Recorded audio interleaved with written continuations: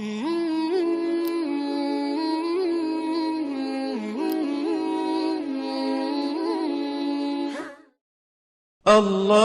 ربنا هو الإله له من الأسماء ما اصطفى ہن لباس لکم وانتم لباس لہن. فرمایا عورت تمہارے عیب پہ پردہ ڈالے گی اور تم اس کے عیب پہ. شہوت اللہ نے دونوں میں رکھی ہے. جو یہ کہتا ہے نا نہیں ہے، خدا کی قسم جھوٹ بولتا ہے. وہ جھوٹ بولتا ہے. وہ کوئی کہتا ہے وہ اتنی نیک عورت ہے اس میں شہوت نہیں ہے، خدا کی قسم جھوٹ بول رہا ہے. جیسے بھوک لگنے کا تعلق آپ کے نیک ہونے یا نہ ہونے سے نہیں ہے، تو سیکچول ڈیزائرز جو ہیں اس کا کسی کے نیک یا برے ہونے سے تعلق نہیں ہے. اتنی یہ کامن سینس کی بات ہے، یہ سمجھ میں نہیں آ رہی بھائی. اتنی کامن سینس کی باتیں ہیں، اس میں کون سی میں ایسی باتیں کر رہا ہوں جو سمجھ میں نہ آئے. اس پہ میرے اوپر الزام لگتے ہیں، پتہ نہیں کیا سکھا رہے ہیں لوگوں کو. تو یہ جو الٹے الٹے کام آج کل ہو رہے ہیں نا، لڑکیاں بھی کر رہی ہیں. یونیورسٹیاں جانے والی لڑکیاں، کالج جانے والی لڑکیاں میرے پاس فون آتے ہیں، ہم یہ کر رہے ہیں ہم یہ کر رہے ہیں. میں کہتا ہوں کیوں بھائی؟ کہہ رہے ہمارے اندر جزائز پیدا ہوتی ہے، ہم کیا کریں مفتی صاحب، رشتے ہی نہیں آتے. ایک خاتون کا میرے پاس فون آیا، میں بیوہ ہو گئی ہوں، میرے سے اپنی خواہش برداشت نہیں ہو رہی، زنا کا خطرہ ہوتا ہے، تو میں ایک کم درجے کا گناہ کر کے اپنی خواہش کو پوری کر لیتی ہوں. میں نے کہا حرام ہے، آپ نکاح کریں. مجھ سے کوئی نکاح کے لیے تیار نہیں ہے.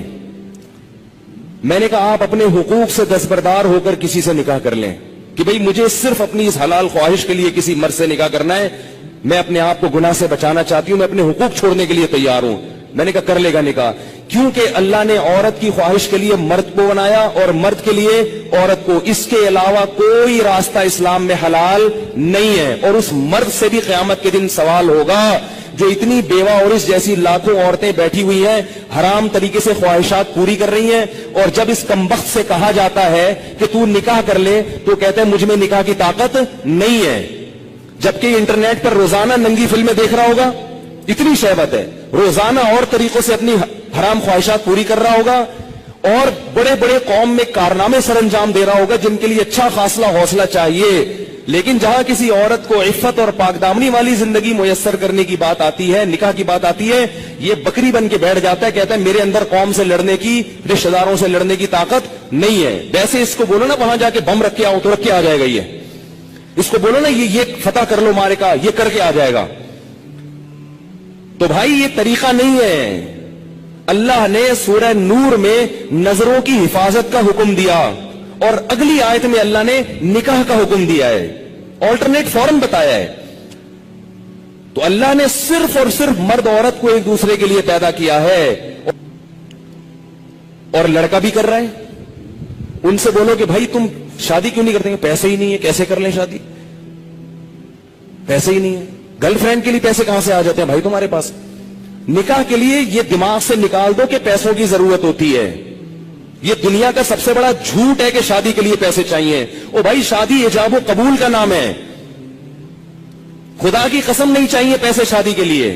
اگر شادی کے لیے پیسے چاہیے ہوتے تو اللہ قرآن میں نکاح کا حکم دینے کے بعد غریب اور فقیر کو الگ سے ترغیب نہ دیتا. اللہ کہتے اگر فقیر ہونا تو اللہ دے دے گا پیسے، کر لو شادی. اگر نکاح میں پیسوں کی شرط ہوتی کہیں بھی کسی بھی درجے میں تو اللہ کیا کہتے جن لوگوں کے پاس پیسے نہیں ہیں وہ صبر کریں. اللہ نے تو نہیں کہا. اب آپ کہیں گے کہ پیسے نہیں ہے تو کیسے شادی ہوگی؟ نکاح نام ہے ایجاب و قبول کا. بھائی کسی لڑکی سے عقد کر لو، ایگریمنٹ کر لو کہ میں تمہیں اپنے نکاح میں لیتا ہوں، وہ اس کہ ہاں میں نے قبول کیا، گواہ سن رہے ہیں، یہ بات ہو گیا. اب اگر پیسے نہیں ہے تو اس کو بتاؤ پیسے نہیں ہے میرے پاس، تم میرے گھر آ کے رہنا چاہتی ہو تو میرے ذمے تمہارا خرچہ ہے، لیکن یہ ہے میرے پاس، میں جتنا خود کھا رہا ہوں اس میں سے آدھی روٹی تمہیں کاٹ کے دے دوں گا. بہت مشکل ہے. کچھ کرنا ہے نا تو کچھ کرنا پڑے گا، ورنہ چلتے رہو پھر اسی راستے پہ جو لوط علیہ السلام کی قوم والا راستہ ہے، ادھر ہی جاؤ. اور اس انجام ہماری قوم کا بھی وہی ہے جو ان کا انجام تھا، جو گوروں کا انجام ہوا ہے نا. گورے کو یہ سمجھانا بڑا مشکل ہے کہ لڑکوں سے بدفعلی غلط کیوں ہے. کیوں مشکل ہے؟ اس لیے کہ وہ نکاح سے دور بھاگ بھاگ کے لڑکوں کے اتنے عادی ہو چکے ہیں کہ اب وہ کہہ رہے ہیں مولوی پاگل ہیں، ان کو پتہ نہیں کیسی باتیں کر رہے ہیں. یہ گند میں جب ایک دفعہ پڑ گئے نا پھر نکاح کے لیے پیسے ہوں گے تو بھی شادی نہیں کرو گے. یہ گند میں پڑنے سے پہلے کی باتیں ہیں ساری. पाकीज़ा जिंदगी गुजारो अल्लाह के बंदो, निकाह करना पैगंबरों की सुन। इसको बच्चों का उस्ताद बनाओगे, कारी बनाओगे, बच्चों को पेल देगा ये। अल्लाह माफ फरमाए, मैं बहुत बुरे अल्फाज इस्तेमाल करूं, लेकिन हो रहा है ये सब कुछ, बच्चों को खराब कर देगा ये। मैं तो कहता हूं मदरसों में ऐसे कारी को रखा ना जाए जो शादीशुदा ना हो, रखा कितना ही नहीं, ऐसे पीर और मुर्शिद से बैत ना हो जो शादीशुदा ना हो। बैत होगे ना, शैतान उसको तुम्हारे खिलाफ, अगर कोई नेक खूबसूरत मुरीद जाके बैत हो गया ना तो शेख का उस पर दिल आ जाता है। भाई अल्लाह ने निजाम नहीं रखा ना। एक चीज, आपको भूख लग रही हो, खाने को रोटी नहीं मिलेगी, तो जो थोड़े दिन तक बर्दाश्त करोगे, फिर कचरे से गंद निकाल निकाल के खाना शुरू कर दोगे। कब तक बर्दाश्त करेगा? तो जब मर्द और औरत की ख्वाहिश पूरी नहीं होती, नतीजा क्या निकलता है? वो गंद की तरफ जाना शुरू, और एक वक्त तक तो वापसी का चांस होता है। कुछ वक्त के बाद फिर पैसे आ जाएंगे ना, करोड़ों रुपए भी, फिर भी वापसी का चांस। तभी निकाह के बाद भी गंदगी में पड़े रहते हैं ऐसे लोग। देर से जिनकी शादियां होती है ना, शादी करके भी गुनाह नहीं छोड़ते वो। तो लूत अलैहिस्सलाम ने क्या कहा अपनी कौम को कि ये औरतों से निकाह क्यों नहीं कर रहे? कौम जवाब में कह रही है, मा लना फी बनातिका मिन हक, हमें औरत से निकाह में दिलचस्पी खत्म नहीं है। इससे पता चला कि गुनाहों में जब पड़ोगे तो हलाल की लज्जत, बोलो ना, खत्म हो जाएगी, खत्म हो जाएगी। और यही हो रहा है हमारे मुआशरे। बीवियां घर में बैठी हुई हैं और मुंह काले हो रहे हैं बाहर जाके। औरतों के अपनी ज़ौजाओं को वक्त ही नहीं देते, मोहब्बत ही खत्म हो गई, क्योंकि इतनी गर्लफ्रेंड है उसे मुंह काले करा ली हैं, इतनी औरतों से मुंह काला करने की आदत पड़ चुकी है, शादी से पहले पड़ चुकी होती है। आजकल जो शादी के बाद केसेस आ रहे हैं ना, वो पता है क्या आ रहे हैं? शादी हुई तो पता चला मेरे मियां की इतनी पहले से फ्रेंड्स हैं। अब चंद दिन तो बीवी की तरफ रगबत थी, उसके बाद वो पुरानी वाली फ्रेंड्स वही शुरू हो गए। औरत पे क्या गुजरती है? औरत सब कुछ बर्दाश्त कर लेती है, मगर मर्द की बदकिरदारी औरत से बर्दाश्त नहीं होती। उसको यही नहीं पता कि कल किस औरत के साथ दोस्ती लगाएगा, परसों की। घर तो ऐसे घर थोड़ी चल सकता है। एक औरत की कॉल होती ना जो ऐसे अपने गम बताती है, तो मैं आपको बताता, दर्जनों औरतें हैं। नतीजा क्या निकलता है कि इन लड़कों को शादी से पहले लड़कियों से दोस्तियों की आदत पड़ चुकी होती है। वो चस्के ले लिए होते हैं। अब शादी के बाद मेरे को कहते हैं, यार एक बीवी ये क्या है? ये दर्जनों लड़कियां, दर्जनों लड़कियां। पहले ही से जब बच्चा बाले हो तो वालिदैन को अल्लाह का वास्ता दे के कहता हूं, अपने बेटों की बेटियों की फिक्र करो। बच्चा बाले हो, बुराइयों में पड़ने से पहले पहले उसे उसको घर बार पे लगा दो। इतना नेक शरीफ निकलेगा, देखो आप दुआएं दोगे मुझे, ऐसा प्यारा बच्चा निकलेगा आपका। थोड़े दिन में उसकी औलाद हो जाएगी, मियां बीवी बच्चा, वो उसी में मशगूल हो जाएंगे उसके, क्योंकि अल्लाह ने इंसान के दिल में फितरी तौर पर गुनाह से नफरत रखी है। जब उसकी हलाल तरीके से तस्कीन हो जाएगी तो फितरी तौर पर उसका तबीयत जाएगी नहीं गुनाह की तरफ। मेरे जो बुजुर्ग हैं, मेरे मशाइख हैं, 13-13, 14-14 साल की उम्र में उनकी शादियां हुई थी। ऐसी पाकीज़ा जिंदगी उन्होंने गुजारी है। पाकीज़ा जिंदगी गुजारो अल्लाह के बंदो, निकाह करना पैगंबरों की सुन्नत है, और निकाह के अलावा रास्ता इख्तियार करना ये जहन्नमियों का तरीका है, ये पैगंबरों का तरीका नहीं है। मूसा अलैहिस्सलाम के पास कितने पैसे थे तो उन्होंने शादी कर ली थी? कुछ भी तो नहीं था। लड़की के बाप ने कहा 10 साल बकरियां चराओगे? उन्होंने कहा कबूल है, चराऊंगा। उन्होंने कहा शादी तो हो, चलो 10 साल बकरियां चलाएंगे, शादी तो हो। हमारे नबी के पास कितने पैसे थे जो उन्होंने 9 बीवियां रखी हैं, 11 शादियां की है? हमारे नबी के पास तो कुछ भी नहीं था।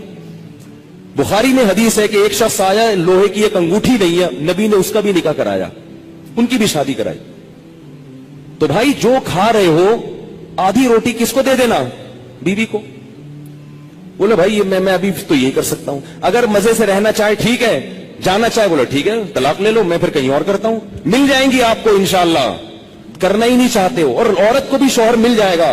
और अगर उस लड़की को खर्चा नहीं मिल रहा शौहर की तरफ से, तो कम से कम उसकी सेक्सुअल डिजायर्स तो पूरी होंगी ना हलाल तरीके से, ये जरूरत तो पूरी हो जाएगी ना।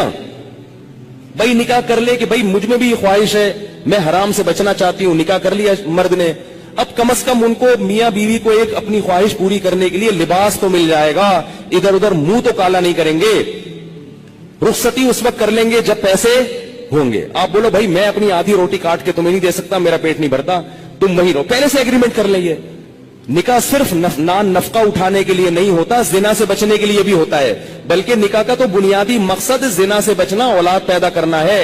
یہ ذمہ داریاں تو اللہ نے ایک نظام کو چلانے کے لیے مرد کے کندھوں پہ ڈال دی ہیں، ورنہ نکاح کا بنیادی مقصد یہ نہیں ہے۔ اگر یہ مقصد ہوتا تو محمد صلی اللہ علیہ وسلم حضرت خدیجہ سے شادی نہ کرتے، کیونکہ حضرت خدیجہ کے پاس پیسے تھے، ہمارے نبی کے پاس پیسے نہیں تھے۔